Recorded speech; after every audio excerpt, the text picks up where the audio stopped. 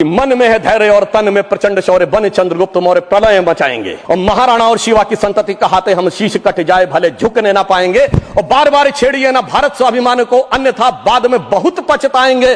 सौगंध मां भवानी की उठेगी ललकार, जब आपके घरों पे चील कौवे मंडराएंगे। और ये आपने देखा, ये बालाकोट में भी दिखा, ये सर्जिकल स्ट्राइक में भी दिखा। तब हमारे विरोधी क्या कहते थे? आदमी मरे थे कि कौवे मरे थे, पेड़ गिरी थी कि बिल्डिंग गिरी थी। इस प्रकार के मजाकिया बात करने वाले लोगों को मैं बताना चाहता हूं कि भारत की व्यवस्था, अभी एक विषय का उल्लेख आया हमारे साथी ने, मैं एक बात पूछना चाहता हूं। वोटर डुप्लीकेशन की बात हमारे विरोधी उठाते हैं। मैं कहना चाहता हूं, अगर वोटर डुप्लीकेशन की बात करना चाहते हो तो पहले सिटीजनशिप डुप्लीकेशन तो क्लियर कर लीजिए।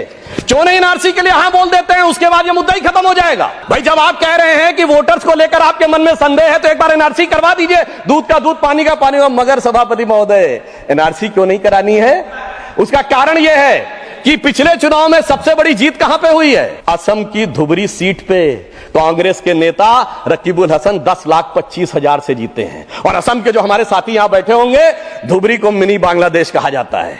तो इसलिए एनआरसी नहीं करानी है, मगर डुप्लीकेशन का मुद्दा उठाना है। उनकी सरकार और हमारी सरकार में अंतर था जो भारत की परंपरा में है। उन्होंने बहुत दिन नाग पंचमी की, नागों को दूध पिलाया। हमने जन्मेजय का नाग यज्ञ करके दिखाया, जिसमें सारे नाग आकर समाहित हो गए। तो मैं एक पंक्ति में कहना चाहूंगा, कश्मीर घाटी को लहूलुहान करने वालों सुनो, एक भी शहीद हुआ जवान नहीं भूले हैं, और दूध भी पिलाते हैं परंपरा हमारी मित्र, किंतु नाग यज्ञ का विधान नहीं भूले। और मैं ये कहना चाहता हूं, दूसरा उदाहरण, एक सिर्फ दूसरा उदाहरण, हमारे कांग्रेस के युवा नेता जिन्होंने तथाकथित भारत यात्रा निकाली, उसी कश्मीर, कहते हैं कि हालात नहीं बदले। इस पूरे देश ने वो दृश्य देखा जब भैया और बहन दोनों सुरक्षित वातावरण में मधुर मनोभावों के साथ बर्फ के गोले के साथ खेलते नजर आ रहे थे।